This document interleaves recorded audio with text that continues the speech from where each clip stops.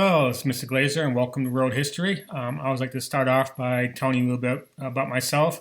I went to University of Michigan Ann Arbor and got a bachelor's degree in education with a concentration on history and social studies. Later, I went to Oakland University, got a master's degree in special education, and then even a little bit later than that, went to Wayne State University and got a master's degree in information and library science. I was hired at Wharton Con in 1997 at Carleton Middle School to teach special education. I taught special education at Carleton from 1997 to 2006, and in 2006 I was moved over to Warren Mott. And at Warren Mott, I taught special education from 2006 to 2010.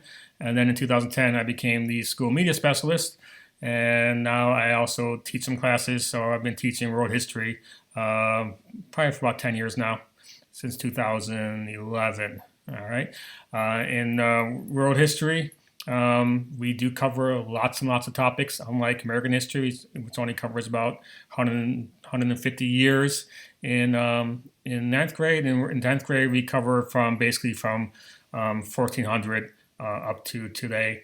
It's called we call it a survey course. So we don't go too deep in everything. We try and cover as many topics as possible. So we'll be going through, we'll be learning about the age of exploration, the French Revolution, World War I, World War II, more from the European perspective, industrialization, and going through a lot of topics. How our class works is every day we have class, we're going to be doing a daily article. So they'll read something on, could be actually any topic. My only reason we do the article is it gives us time when we're taking attendance in class.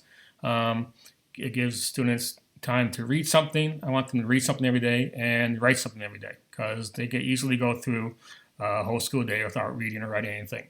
So we want them to read something every day and write something every day. So if they ever come home and tell you about something weird that they read, it's probably from one of the articles we have. They're not always history related. It could be something weird, like we had one this last week about ducks swallowing fish eggs, and the fish eggs live through the duck, and then they can still be born later. And then we do usually do a PowerPoint and a study guide. So we lecture as we do the PowerPoint. Students will fill out the study guide as we go along, and then when we get done with the PowerPoint, we would definitely be doing then a quiz, or if it's a bigger unit, a test. So I really encourage parents to keep up on PowerSchool. I'm pretty good about keeping grades as up to date as possible. And if you have any questions, please send me an email. My email can be found on the Warren Mott page if you look at the staff info, or it's very simple. It's just my last name, Glazer, Glaser, at wcskids.net. So again, thank you for stopping by. Take care.